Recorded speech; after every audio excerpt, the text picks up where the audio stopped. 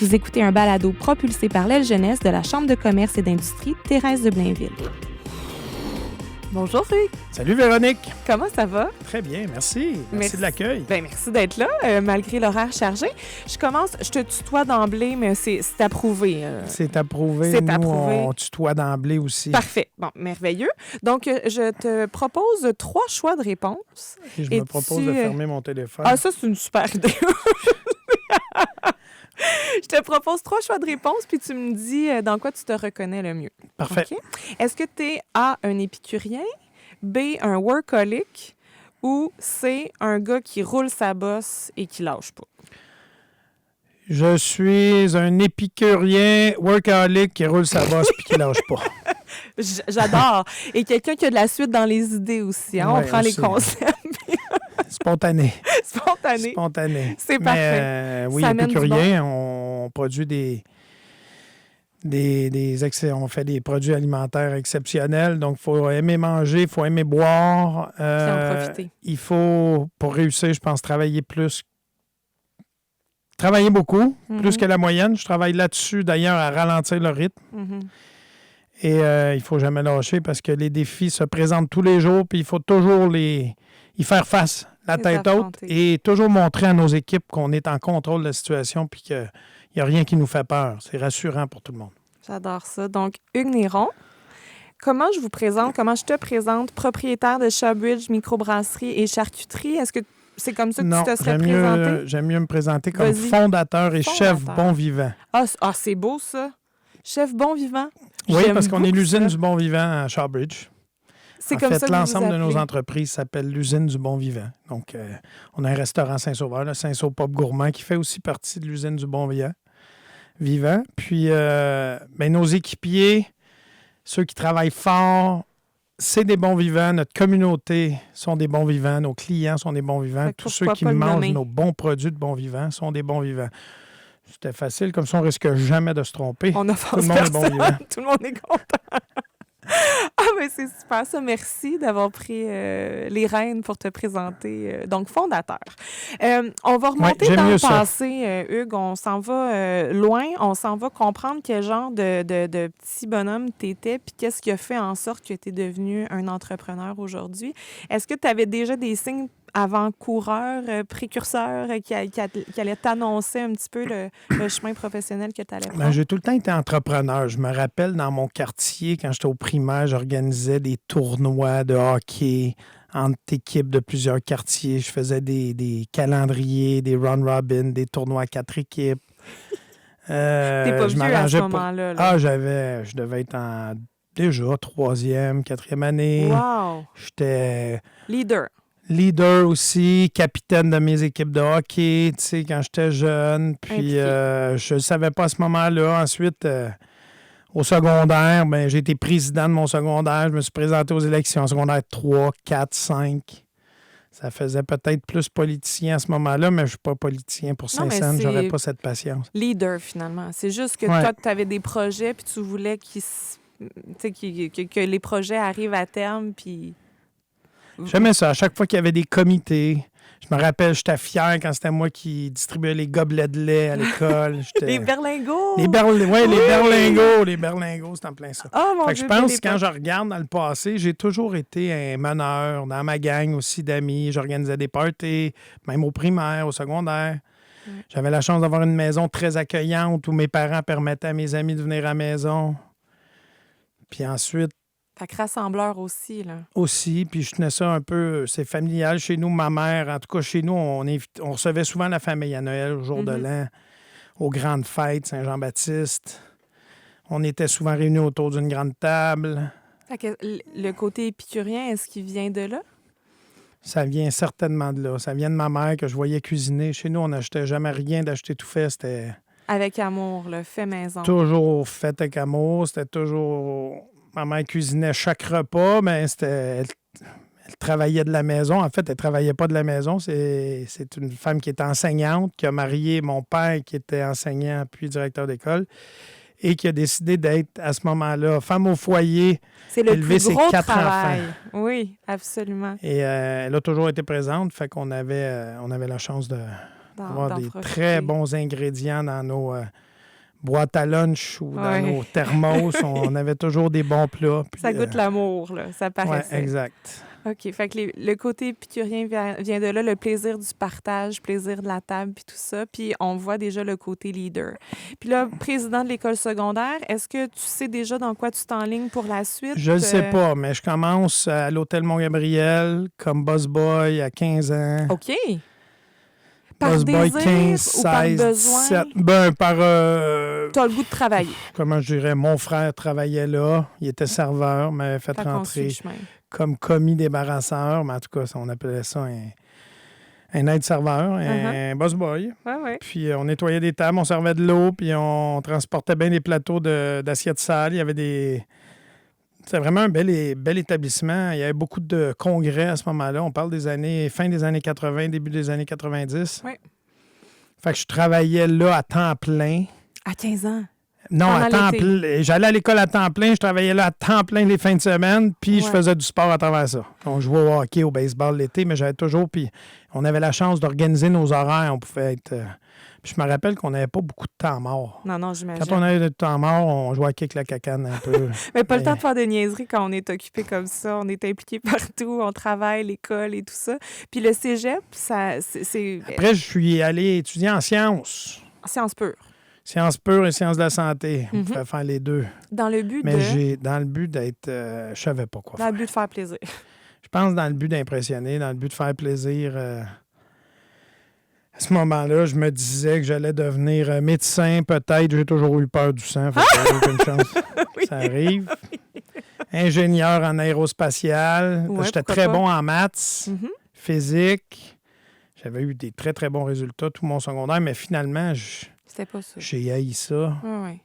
Ben, des fois, on s'imagine que c'est la suite logique. C'est un gros mot. C'était pas la passion. C'était pas ma place. OK, parfait. Puis est-ce que tu t'en es rendu compte pendant ou tu as eu le temps de terminer le programme? J'ai jamais fini mon cégep. OK. Qu'est-ce qui est arrivé? J'ai lâché, j'étais allé vivre dans l'Ouest, j'étais allé travailler. Dans l'Ouest canadien? J'ai été housekeeper. Femme de chambre. Homme de chambre, en tout cas. Je travaillais dans un banquet aussi. Après, je suis revenu, j'ai recommencé, mais ça floppait tout le temps parce que j'avais pas d'intérêt rendu à... J'avais besoin de gens. Fait que finalement, à l'âge de 20 ans, je pense 21 ans, j'ai annoncé à mes parents que je lâchais l'école puis j'allais devenir restaurateur, je pense. À ce moment-là, je n'étais pas encore certain, non, mais je ferais d'autres choses dans le public. Mais j'imagine que quand on a 2 parents enseignants, arriver à ce moment-là où on dit « je lâche l'école », faut soit être sûr de son plan ou faut soit dire « je lâche, mais c'est pas pour toujours, là, je vais peut-être réembarquer ». Je me suis vite rendu compte que je deviendrais un restaurateur. À 22 ans, j'étais serveur, je travaillais dans un restaurant. Après, j'étais allé à Montréal. À 22 ans, j'ai géré un premier restaurant, un restaurant Pizzadélique. C'était ça votre monde, vous. Vous, toi, excuse. Ah, tu peux me tutoyer. Il faut surtout que tu me tutoies. J'avais été impressionné par, quand j'étais au Mont-Gabriel, par Bernard Lemartret, qui était le directeur général, qui a été un premier mentor. Oui. J'avais été impressionné par cet homme-là, cette organisation-là, la réception, la salle à manger, les salles, les pauses café. C'était bien tenu. Les banquets, les mariages, J'avais été impressionné. Puis à 22 ans, à 21 ans, je pense, j'étais serveur dans un restaurant Pizzadélique et Francis Dumais, le président de la compagnie, il m'avait dit « Hey, t'as de la drive, t'aimerais-tu en gérer un? » Je dis « Ben oui, je vais faire ça. » Of course. Fait que 21 ans. À peu près 22, le premier resto. OK. Puis est-ce que les gens te font confiance d'emblée ou est-ce qu'il faut que tu t'imposes? Ils me font un petit peu trop confiance. Puis j'avais la tête un petit peu trop enflée encore.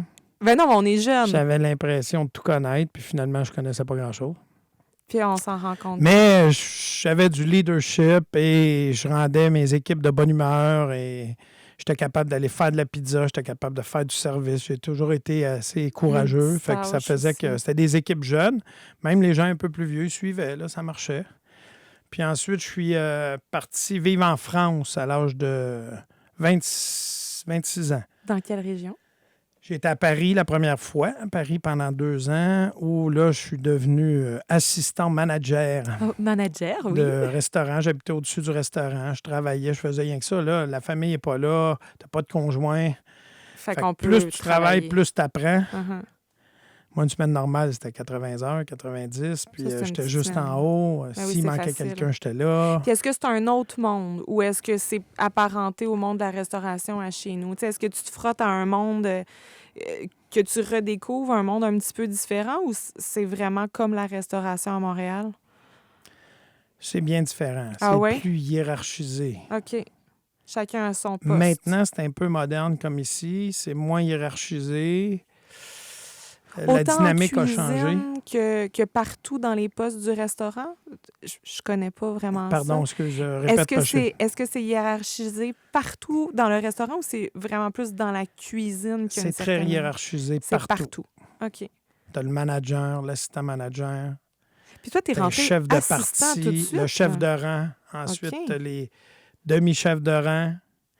En cuisine, tu as le chef de cuisine, le second de cuisine, les chefs de partie, chef de partie tournant, commis de cuisine, chef pâtissier. C'est très organisé. Puis chacun a son carré de sable. Tu Ouais, piles pas dans le exact. carré de l'autre.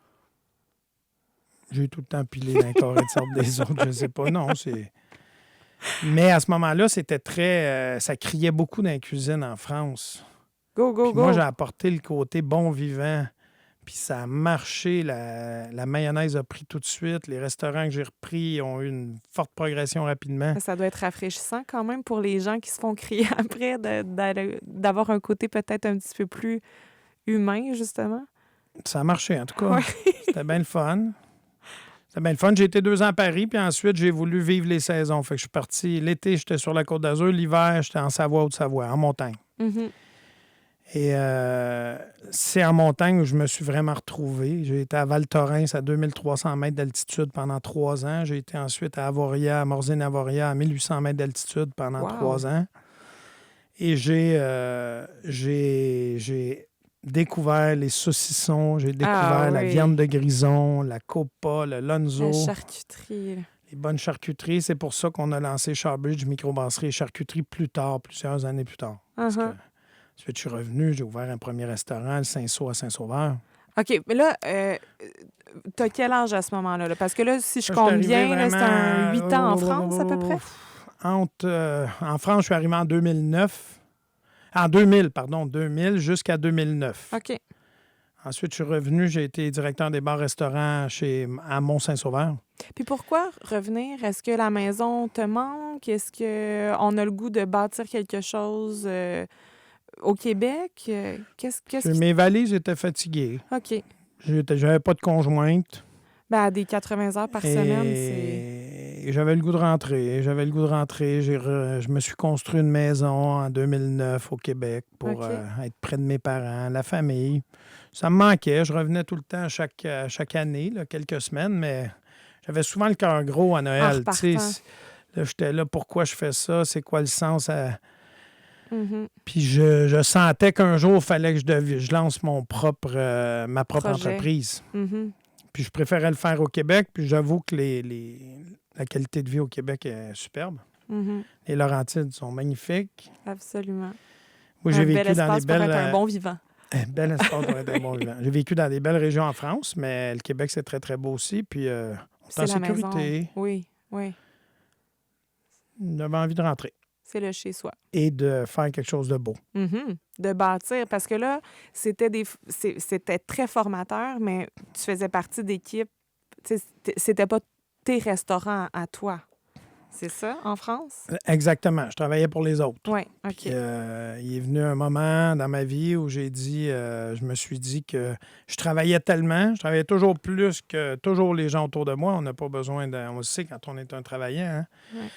que je disais qu'un jour, il faudrait peut-être que je le fasse Pour toi. pour moi. Puis j'avais des idées aussi où je voulais plus... tu sais, des fois, tu as tes idées, tu es content de faire partie d'une organisation, de respecter les règles, mais des fois, tu voudrais aller plus vite, d'aller plus loin, aller ailleurs, Mhm. mais on est bloqué parce qu'on n'a pas le dernier pouvoir décisionnel. Oui. Fait que j'ai voulu lancer ma propre entreprise et j'ai fondé le Saint-Saul Pop Gourmand en 2013 à 39 ans et 11 mois, je voulais me partir avant 40 ans. Mission accomplie. Mission accomplie. Mais j'avais quand même déjà 25 ans d'expérience. Ben oui. Mais ça, est-ce qu'on est plus crédible, justement, quand on veut emprunter, quand on veut se monter une équipe? Est-ce que ça, tu as l'impression que ça pèse dans la balance d'avoir ça? C'est certain que ça pesait dans la balance. Parce que j'avais très peu de sous quand je me suis lancé. Hein. Je me plaît toujours à dire que j'avais 5 000 $ dans mon compte de banque quand je me suis lancé. Mais il y avait peut-être 15 000 sur mes cartes de crédit déjà. Fait que j'étais pas... On n'était pas riche, mais j'étais pas riche, mais j'ai quand même un banquier qui m'a suivi beaucoup à cause du CV. OK. Il a dit « Let's go ». J'ai confiance. réussi à aller chercher un PPE. J'ai réussi à trouver... Quand on se lance en affaires, il ne faut pas se lancer à tout prix. Pas se dire « Là, je suis rendu, là, je me lance à tout prix ». Il faut attendre l'opportunité. Il faut saisir la bonne opportunité. Puis j'avais regardé, je regardais des restaurants, même des restaurants sur la rue Saint-Laurent, Montréal. Je voulais être en Montréal et les Laurentides, tu sais. Mm-hmm. Puis même si le monde des affaires était très dur à Saint-Sauveur parce que c'était très saisonnier, il y avait un endroit où je voulais être, c'est le coin de la rue de la Gare, la rue principale. Côté sud, cette place-là, elle me parlait. Puis est-ce qu'il y avait déjà quelque chose? Il y avait déjà un restaurant. D'ailleurs, c'est le plus vieux restaurant du village. Il avait toujours existé. OK. Je connaissais les propriétaires, mais je voulais cette place-là. Je les ai rencontrés une première fois, mais le prix demandé, je n'étais pas capable de me le payer. Tu sais. Mm-hmm. Puis j'avais mon cousin qui était agent immobilier qui m'a dit « Combien tu es prêt à payer? » Je me rappelle très bien. J'ai dit « Je suis prêt à payer 200 000 $. Toi, à ce moment-là, les gens demandaient 450. Mais il dit, attends, ils vont te revenir. Ils vont me finir. Ils savent que tu veux le resto. Puis comme de fait, 3-4 mois après, ils sont revenus. On a le téléphone sonne. Bon, salut. On est rendu à tel prix, 200 000. Aïe, aïe, c'est mon prix. Et là, 3 mois plus tard, on avait baissé de moitié. Ils voulaient vendre. Ils voulaient repartir en France. C'était des Français. OK. Fait que vous faisiez le parcours inverse. Là. Exact. Fait que là, ça s'est fait très facilement. Puis là, tout de suite, j'ai dit, oui, mais 200 000, j'ai pas ça. Il faut que j'aille là, des il faudrait au moins que tu nous donnes 35 000. Pas de problème. C'est beau, je le fais. J'avais pas 35 000. Oui, mais il faut qu'on se J'avais pas d'argent, mais quand il y a quelque chose à faire, l'argent, ça se trouve. Mm-hmm. Puis là, le rêve drive le reste, j'imagine. Tu avais tellement envie que ça fonctionne. Tu as trouvé des gens qui croyaient en toi. J'ai rassemblé la famille, j'ai rassemblé mes frères. J'ai dit, écoutez, il faudrait rencontrer mes parents, nos parents. J'aurais besoin de 35 000 $ pour lancer le restaurant, puis acheter. Puis là, mes frères, ils étaient venus en France. Ils m'avaient vu travailler. Mes parents étaient venus, puis on a rassemblé la famille. Puis mes parents, qui étaient retraités, qui n'avaient pas beaucoup d'argent, mais qui avaient quand même leur maison, bien, ils ont hypothéqué la maison pour m'avancer 40 000 $. Et ça, c'est de l'amour. Et c'est comme ça. Puis après, je suis allé voir une banque. J'ai commencé les travaux. Oui, on va te prêter des sous. 250. J'ai fait des travaux pour 250. Au bout du compte, le PPE est sorti. J'avais eu seulement 183 000 $, mais j'avais réussi à construire. Il me restait un 70 000 à trouver. Mais le restaurant ouvert. Puis de fil en aiguille, 2013, bon. On a payé nos travaux. Puis en 2015, j'ai trouvé un partenaire qui m'a permis d'acheter la bâtisse. Wow! Qui était mon voisin. Fait que on arrive à rien seul. Là. Mais non, absolument. Mais d'ailleurs, on arrive à rien seul. J'ai une petite question spéciale.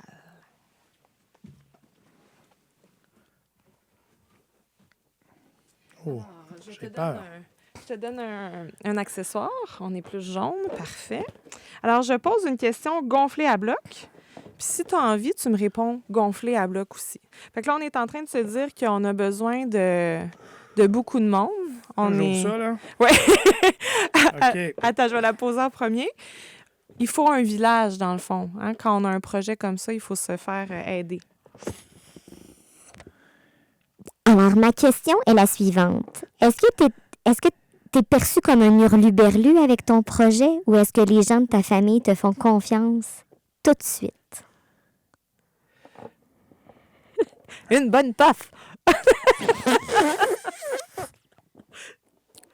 Ça s'est pas fait tout seul. Hein? J'avais ma mère qui s'opposait au projet, mon père qui voulait absolument que je le fasse. Ah oui? Ma mère qui pensait que que ça serait plus facile de me trouver un petit travail, d'être salarié, parce que je venais pas d'une famille d'entrepreneurs. Oui. Mais l'entrepreneuriat était plus fort que moi. Donc, tout le monde a adhéré au projet. Ils te connaissaient. La famille a adhéré. Ensuite, on a ouvert le restaurant Le Village. Tu sais, on s'est beaucoup impliqué localement. Là, la chambre de commerce. Oui. À chaque fois que les gens venaient me voir pour une commandite, on était là. Ouais. Tu sais, aujourd'hui, on s'est développé comme ça. On redonne plus d'1% de notre chiffre d'affaires en commandite à des organisations sportives amateurs. 1300 joueurs de soccer, 800 joueurs de hockey. Wow. On a un athlète sur l'équipe de Coupe du monde de saut acrobatique. Wow. Un sport. Une jeune fille, Charlie, qui travaille chez nous à Shawbridge, qui est sur l'équipe du Québec de ski. Fait que vous êtes impliqués. Vous faites partie de votre communauté. Là. On est là. Fait que ça fait la différence. Fait que les autres ont été là pour toi, mais maintenant, tu es là pour les autres aussi. On est là pour les autres, beaucoup. Puis ça fait que les gens qui n'ont jamais donné ne peuvent pas comprendre. Puis on a toujours donné, même quand on n'avait pas d'argent. Oui. C'était pas ça qu'il vous fallait. On le sait, quand on donne, on s'aime. Les gens, ils sentent qu'on est impliqués, ils nous redonnent, ils sont fiers. Mm-hmm. Quand une maman, un papa lave le chandail du FC Boréal de leur enfant de soccer, puis qu'ils voient le logo Shawbridge, puis qu'ils savent qu'on est là, puis qu'on fait des événements, puis qu'on leur remet des certificats cadeaux en début de saison, bien, ils pensent à nous. Ben après, oui. ils s'en vont à l'épicerie, ils vont prendre une pizza Shawbridge. Ils sont contents parce qu'ils se disent « ça nous revient ». Oui, absolument. Ah ben bravo! Merci. On peut tout lâcher. Ah oui, encore? C'est vraiment le fun. Ça me rappelle mon enfance. Oui, j'aime bien ça, cette question-là. Ah, merci, Hugues. Mais là, c'est pas tout. Là, le resto, là, on est en 2013. Là, on est en 2013. Hein. On ouvre le Saint-Saul. Ensuite, en 2015, avec un partenaire qui est un autre mentor, Gilbert, qui aujourd'hui veut arriver éventuellement à sa retraite, qui est toujours partenaire avec moi dans Bâtisse. En 2015, donc, on rénove, on agrandit, on passe de 70 à 100 places. Hey, wow. On agrandit le restaurant, on déplace la cuisine. Des gros travaux, là, déplacer la cuisine. Des gros travaux, le chiffre d'affaires continue de se développer. Et là, qu'en 2016, ça commence à me trotter. Je vendais déjà des bières de microbrasserie dans mon pub.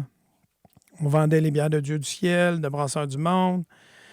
On vendait un peu de Boréal. Et j'avais les bières d'Unibro aussi, mais je me disais, là, il faut que je fasse ma bière. On est rendu là. Pour vrai? Fait qu'au party de Noël du janvier 2017, j'annonce à mes employés, les amis, on va ouvrir une microbrasserie. J'avais pas de local, pas d'argent. Mais bien de la volonté. Quand tu l'annonces, tu n'as pas le choix de le faire. Mais non! Il faut que les bottines suivent les babines. C'est ça. Fait qu'il fallait que les bottines suivent les babines. Uh-huh. Puis, mais pourquoi la bière? Tu sais, ça aurait pu être n'importe quoi d'autre. Pourquoi parce que j'avais ça? un pub, on fait des fish and chips avec de la bière, on boit de la bière, puis je voulais que ce soit notre bière. Puis pour moi, un produit de bière artisanale, c'est tellement plus savoureux qu'un produit de grande brasserie. Je veux rien enlever aux grandes brasseries. Oui. Hein, parce que c'est deux créneaux différents. J'ai bu de la Molson puis de la Laurentide dans le temps, longtemps, puis j'ai bien aimé ça. Puis j'ai bu de la Heineken pendant des dizaines d'années.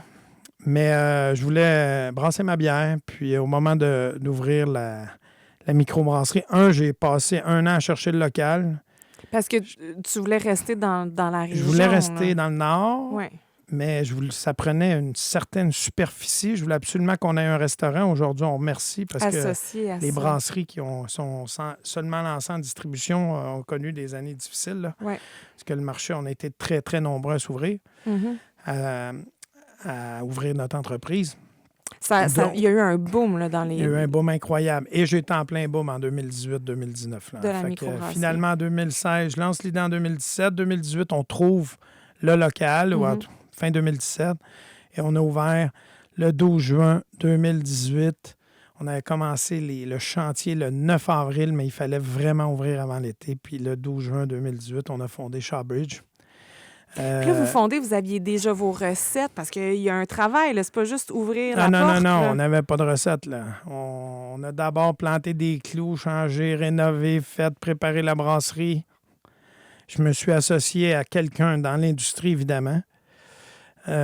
qui connaissaient la bière. Mhm. On est allé brasser chez mes amis de l'Alchimiste à Joliette. Je salue Paul Brissette en passant, le Allô, Paul. président, un bon ami. On a brassé des bières là, puis on a vendu notre première charcuterie avant même de vendre notre première bière. C'est vrai? Oui, parce que notre charcuterie a été prête dès juillet. On a ouvert au mois de juin. Dès juillet, notre labo de charcuterie, les pièces de vieillissement, les chambres de vieillissement étaient prêts. Et quand je faisais les travaux en avril, j'avais déjà commencé mes travaux où j'ai croisé Serge Bourassa des marchés Bourassa. J'y expliquais mon concept, ça va être bière et charcuterie. Là, c'était déjà ça. Bière, là. charcuterie, pizza. Mais là, c'était encore un peu vague, là. Hein? Là, il m'a dit, tu vas faire des charcuteries. Il dit, il faut que tu fasses un C1. Le C1, c'est ce qui permet le permis, la catégorie de permis qui permet de vendre pour la grande distribution. Je suis OK, il m'a faire un C1. C'est une bonne idée. Et c'est un projet qui a eu son coût. Hein? Ça coûtait très, très cher. C'est quoi faire? C'est une certification C'est une qu'on doit certification, obtenir? En fait, tout le monde travaille au froid. Les employés travaillent entre 4 et 7 degrés. Ça, c'est une certification qu'on a avec le MAPAC? Avec la MAPAC, oui, OK. exactement. Une certification qui fait qu'on a une salle de réfrigérée pour les matières premières, salle réfrigérée pour les matières transformées, un labo réfrigéré, une salle d'emballage réfrigérée. Même les poubelles sont réfrigérées pour te dire. Puis vous étiez équipé pour ça? On n'était pas équipé, on l'a fait en faisant les travaux. OK. J'ai transformé tout le sous-sol du restaurant. Quand vous êtes au restaurant Charbridge, personne ne le sait, mais au sous-sol, il se passe bien des affaires. Il y a 5 à 6 personnes qui travaillent à temps plein à faire les charcuteries. pour faire nos charcuteries qui sont vendues dans peut-être 300 magasins à travers le Québec aujourd'hui. Fait que l'idée, est-ce qu'on peut dire que l'idée peut mûrir? Tu sais, tu avais ton idée déjà de charcuterie, microbrasserie, pizza. Mais là, le C1, c'était pas quelque chose qui faisait partie du plan initial, là, mettons. Ça faisait pas partie du plan initial et c'est ce qui a sauvé ma vie quand la pandémie est arrivée. Ah oui. Parce que ce permis C1-là me donnait le droit de fabriquer la pizza et de la distribuer. Sinon, il aurait fallu que je prenne un permis dans chaque épicerie où je mettais mes pizzas en dépôt. Puis là, c'est ça, en tant que grossiste, ça te permettait de distribuer partout, pas d'aller chercher à la pièce. Exactement. Rappelez-vous, mars 2020, 16 mars 2020, l'économie ferme. On congédie 95 % des employés. Puis là, vous êtes établi depuis pas si longtemps que ça. Là. Ça a ouvert en 2018. 2018, on est en 2024 aujourd'hui. On a fêté notre 6e anniversaire. Oui, mais je veux dire, bon anniversaire, d'ailleurs. Mais en 2020, là, vous êtes établi. On n'avait pas 2 ans. On n'avait pas 2 ans. On se sortait encore d'une construction qui avait été extrêmement onéreuse. Sauf que, je me rappelle, j'ai appelé mon chef. J'ai dit, ça te tente de faire de la pizza? Il dit, oui, patron, j'arrive. Je suis là. Et pendant ce temps-là, on a développé une pizza. Ça a pris moins de 3 semaines. On avait sorti 4 pizzas surgelées, un emballage, une boîte, une étiquette. J'ai des frissons. Tous les employés étaient sur la PCU à ce moment-là. Ouais. Ceux qui voulaient travailler recevaient de la PCU, venaient travailler 2 jours. Fait que tous les employés, ça nous a permis aussi de conserver tous nos employés. Fait que plongeurs, cuisiniers, serveurs, aide-serveurs, personne de ménage, tout le monde faisait de la pizza. Moi, j'étais dans le camion, j'allais livrer, je prenais les commandes, j'appelais mes amis épiciers, la famille Jasmin, la famille Piché, la famille Tellier, la famille Thibault. Je les ai appelés. Tu veux-tu des pizzas? Les gens voulaient nous aider. Il n'y avait plus de pizza dans les épiceries parce que tout le monde, rappelez-vous, là, tout le monde s'était garoché. Oui, pour les produits. Pizza, fait que le timing était comme bon.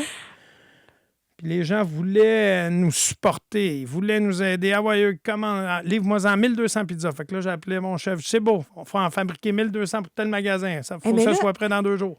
Pas de pizza à lui, il veut 1200, puis lui, il en veut 1000, puis lui, il en veut 1400. Comment on s'approvisionne dans un moment où là, tout est crashé? Est-ce que les distributeurs alimentaires n'ont jamais arrêté. Mais tu savais déjà où aller, à quelle porte cogner. Là, il te faut de la pâte, il te faut ta boîte, il faut ton étiquette, il faut ton... Tout ça, là, ça s'est fait dans le temps de le dire. J'ai appelé mon distributeur principal, puis on a trouvé les produits ensemble. Wow! Puis c'est ça, tout le monde aujourd'hui, voulait ça a permis s'aider. en plus, parce qu'ils ne se vendaient plus de bière de microbrasserie. Là. À ce moment-là, rappelez-vous, là, on était tous en panique. Il pleuvait au mois d'avril 2020. Il me semble qu'il y a plus de 30 jours D'affilée. d'affilée. Puis, ça a été quelque chose. Là, à ce moment-là, c'est l'adrénaline qui tient. Mais ça a permis de repartir les ventes de microbrasserie. Les gens, ils achetaient plus de produits de luxe. Fait que là, les épiciers me donnaient un tombeau, me permettaient de faire des pyramides de bière autour, de faire des escomptes. Fait que ça a reparti les ventes de bière, Puis ça nous a permis de passer à travers, plus les aides gouvernementales qui ont été là. Puis quand tu t'es assis puis que tu m'as expliqué le concept de bon vivant, puis tu m'as dit je suis quelqu'un workaholic, mais épicurien, puis je roule ma bosse, puis tu m'as dit en tant que gestionnaire, faut tout le temps que j'ai l'air en contrôle pour motiver les équipes. Est-ce que là, c'est une période où, wow, là, le contrôle est plus dur, je sais pas, le sourire est plus dur à avoir? Je pense que j'étais tellement dans une... C'était l'adrénaline qui me tenait. Il fallait que je sois là pour rassurer les gens. Là. Puis, tout le monde a embarqué. Je connais pas un salarié qui a dit « Ah non, moi, patron, je rentre pas, je veux pas. » Tout le monde a embarqué. J'ai vraiment présenté ça comme un projet de survie. Que si on voulait perdurer, continuer, il fallait qu'on fasse quelque chose. Il fallait qu'on vende ces pizzas-là. Puis aujourd'hui, quand les restaurants ont réouvert le 15 juin, déjà, on avait transformé un 4,5 qu'on avait en haut où on logeait. On devait le transformer en bureau, en unité de production de pizza. Et on a été 3 semaines sans avoir de pizza. On a fait venir un autre four d'Italie. On a fait installer un congélateur. On n'a jamais arrêté. Et aujourd'hui, on fabrique 3800 pizzas congelées, 100% artisanales, qui sont distribuées dans... 3800 par combien? Par semaine. Et là là! 3800 par semaine. Et là, on est en train d'organiser, d'investir et de faire des travaux. À partir de septembre-octobre, on va être capable d'en fabriquer 15 000 par semaine, de façon artisanale, semi-automatisée. Wow! Et c'est une pizza qui est seulement en produits fins. Oui. La pâte est de bière, farine, la milanaise, une farine québécoise. Et levure, c'est tout. On fait cuire la pâte avec la sauce, notre sauce tomate, basilic, huile d'olive. C'est tout. Le pepperoni est fait chez nous, dans notre charcuterie. On transforme des légumes frais qui sont livrés par un distributeur local. Je peux le dire, c'est Bourassa. Bourassa Alimentation. Fait que ça vient répondre aussi à un besoin des consommateurs de plus en plus de consommer quelque chose de local. Vous, votre produit, il est 100% local. Là. C'est 100% local. Aliments du Québec. Bientôt, on va être breveté Aliments du Québec. Pour la pizza et les charcuteries également. On transforme le porc du rang 4. Le porc du rang 4 oui. dans la Naudière. Lundi, mon chef de production appelle. Ils abattent les bêtes le mardi et le mercredi, on reçoit la viande fraîche. Wow. Le porc d'une grande qualité. Puis on transforme un produit qui est vraiment de très, très bonne qualité. Mais il faut faire attention parce que les gens, oui, ils sont intéressés. En 2020, tout le monde voulait acheter local. Mais les gens oublient vite. Là. Oui. Puis il faut parler à nos épiciers aussi. Il faut leur faire comprendre l'importance. Ils jouent un rôle clé là-dedans. Mais en même temps, les chaînes, Sobeys, Métro, Provigo, ils ont du mal aussi un peu. Ils ont des ententes nationales avec des grandes marques internationales et ils ont du mal. Chaque magasin a un pourcentage limite de produits locaux qu'il a le droit de proposer. Puis des fois, on se dit, ben non, j'ai dépassé mon pourcentage cette année, je peux pas. C'est très difficile. C'est très difficile aujourd'hui de créer une nouvelle marque agroalimentaire parce qu'on se bat contre des géants. Oui. Et l'industrie est faite pour les géants. Et les gens ont la mémoire courte, effectivement. Et les gens ont la mémoire courte. Ils oublient vite. Mais c'est parce que c'est le portefeuille qui parle aussi. Puis aussi, les produits haut de gamme, c'est plus difficile. Les gens ont moins de sous. Oui. Mais notre produit n'est pas nécessairement tellement plus cher qu'un produit industriel. En plus. Nos marges sont probablement beaucoup plus petites, mais c'est pas grave.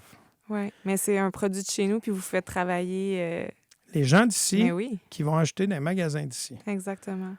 Puis quand le projet Shawbridge est né, là, est-ce que tu pensais faire de la pizza aussi? Jamais. Mais la pizza surgelée, c'était comme un vieux rêve.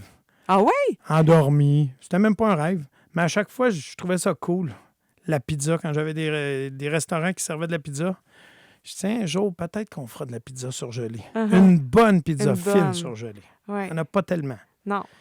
Puis quand c'est arrivé, on dirait que quand la pandémie est arrivée, c'était comme c'est comme si j'avais eu l'idée, ça me passait par la tête depuis longtemps pour ce moment-là précis qui arriverait.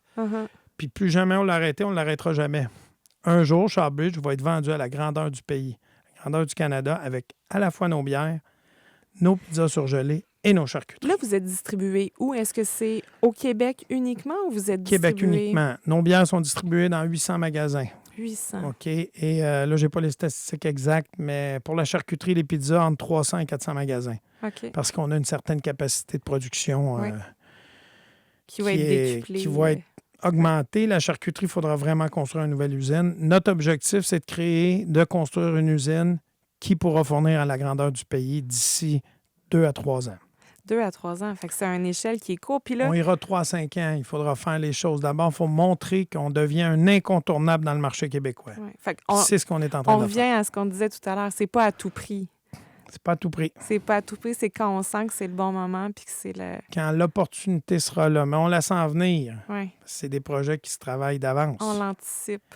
Puis est-ce que là, le but, ce serait justement de vous bâtir une nouvelle usine? Est-ce que tu es déjà à la recherche d'un terrain? Non, on n'est pas là. On n'est pas là, mais ça mûrit. On n'est pas encore, mais on va d'abord financer le projet d'agrandissement qu'on vient de faire de 2,5 millions, là, s'assurer que les pizzas roulent, d'en fabriquer 15 000 par semaine, de les vendre, de fabriquer 7 000 hectos de bière, de les vendre au complet. Les charcuteries, toutes nos charcuteries sont vendues. Ça, on n'a pas à s'inquiéter. Il y a jamais de souci. Mais d'acquérir, on a une nouvelle emballeuse d'améliorer notre packaging aussi. Puis améliorer dans quel sens? Bien, on a des moyens pas archaïques, mais on travaille avec des machines sous vide, des cloches sous vide, ce qui fait que juste les produits sont sous vide, sont très bons, il y a une peu. bonne durée de vie, mais on retire tout l'air dedans. Fait que là, je vais avoir un nouvel appareil qui va permettre de calculer le PSI, qui va nous permettre d'avoir un packaging qui va ressembler plus aux grandes marques. OK. Aux grandes marques. Parce que qui va être plus convivial à ouvrir. Parce que là, un paquet de charcuterie, comme en ce moment, on l'ouvre, puis découragez-vous pas pour aller l'acheter pareil, notre grison, mais nos morceaux de grison, ils sont bien collés, fait que c'est un peu plus long à préparer l'assiette de charcuterie, mais on a le meilleur grison au Québec. Ça vient pas de la Suisse, c'est le grison des Laurentides. Puis ça, c'est une fierté aussi. Une grande fierté. Mais oui, est-ce que c'est... Tu sais, dans le projet que tu avais quand tu étais en Savoie, par exemple, puis tu disais, un jour, je vais faire des charcuteries, est-ce que ça accote ce que tu te... Nos produits sont encore meilleurs. Ah oui. Nos produits sont encore meilleurs que ce que j'ai mangé et la plupart des produits de charcuterie importés que vous allez trouver en épicerie, notre saucisson est 50 % moins gras qu'un saucisson normal. Il va sécher plus vite, par contre. On est en train d'arranger, d'améliorer le packaging aussi. Il est tellement bon. On fait un saucisson rassembleux des fromagiers de la Table Ronde. Le rassembleux, le fromage bleu des fromagiers, c'est à 158 à Sainte-Sophie. La famille à Larry, c'est des gens passionnés. Le saucisson est accouché par terre. Wow. C'est le meilleur saucisson. Est-ce que vous participez à des concours? Pas encore. Mais pas il faut. Encore. Oui, je le sais, mais pas tout de suite. On va attendre d'avoir une plus grande capacité de production. Okay, on est limité dans notre espace. Au niveau de la charcuterie, doublement. On n'a pas d'ascenseur chez nous. On travaille tout à pied. On descend 1 tonne de viande par semaine au sous-sol. Dans les escaliers, on remonte 1 tonne de produits finis par semaine. Parce que c'est comme ça. Un peu moins, parce que les viandes séchées perdent 50 % de leur poids. On se tient en forme. Les viandes séchées, c'est le grison, la Coppa, l'Onzo. C'est un produit magnifique. 11 jours de salage. Ensuite, c'est mûri, c'est maturé pendant 6 à 8 semaines de séchage. Il va perdre de son poids. Il va avoir une énorme durée de vie en plus. Wow. C'est un produit qui est savoureux, qui vient de chez nous. Il ne faut pas manquer ça. Puis, il y a un aspect sur lequel je veux qu'on revienne. On se parle beaucoup de contact. La famille ceci, la famille cela, le président de l'entreprise. C'est important, ça, quand on est entrepreneur, d'avoir un bon réseau puis de pouvoir se soutenir mutuellement? C'est le plus important, le réseau. Mm-hmm. Il ne faut jamais négliger le moment de semer pour son entreprise, de semer, de rencontrer les gens. Mm-hmm. La Chambre de commerce, entre autres, ça te met en contact avec plein d'entrepreneurs. Oui. Il faut toujours faire parler de nous, il faut toujours être gentil. Absolument. Puis, il ne faut jamais oublier non plus que s'il y a quelque chose, une situation un peu corsée qui se passe, cette personne-là avec qui c'est corsé va peut-être venir t'aider plus tard. Mm-hmm. Il faut faire très attention. Il faut aimer tout le monde. Ouais. On n'a pas on n'a pas l'énergie, le temps pour... faut aimer les gens. Il faut aimer les gens, puis il faut toujours se dire que quand on rencontre quelqu'un, on ne sait jamais Ce qui va arriver où plus cette tard. personne-là va nous amener. Puis où on peut la recroiser aussi. Puis je sais qu'il y en a qui ont du mal à... Il y en a qui associent peut-être chambre de commerce ou réseau à devoir se vendre. Puis il y en a qui trouvent ça difficile quand même de devoir se vendre. Est-ce que tu as l'impression qu'il faut toujours se vendre ou il faut juste simplement être authentique et raconter ce qu'on fait? Est-ce que c'est toujours nécessairement de la vente? Non, je dirais au début, oui, il faut se vendre un peu. Il faut se faire connaître. Mais quand on a un bon produit ou un bon service, qu'on offre quelque chose de professionnel, que les gens peuvent nous faire confiance. On n'a pas besoin de vendre. Non. La notoriété. Après, ça fait boule de neige, la notoriété de l'entreprise. Ouais. Tu sais, avant, je rentrais dans une épicerie. C'est quoi ce charbus? J'avais de la misère à me faire... Et souvent, maintenant, c'est les épiceries qui nous appellent. « Hey, vous n'êtes pas venus nous voir. Mm-hmm. On n'a pas eu le temps. On a une petite équipe. » Oui. Ça demeure justement une petite équipe. Puis, c'est quoi la fierté? Est-ce que ça, c'en est une des fiertés d'avoir fait tout ça avec votre équipe, de demeurer à l'échelle, disons, d'une grande famille entrepreneuriale? Bien, on a l'impression d'avoir construit chaque pierre. Il ne faut jamais oublier que tout le monde a contribué dans notre équipe. Aujourd'hui, on gère 150 personnes quand même dans nos 3 restaurants à l'année et 200 en haute saison. On est parti d'un petit restaurant qui avait 20 salariés en 2013, le Saint-Saul Pop Gourmand, qui aujourd'hui embauche 70 personnes en haute saison. Mm-hmm. Shawbridge, on est une petite équipe, oui, mais on a quand même 5 représentants, 4 camions de livraison. Uh-huh, c'est ça. On est aujourd'hui entre le restaurant et la compagnie de production manufacturière et la compagnie qui distribue.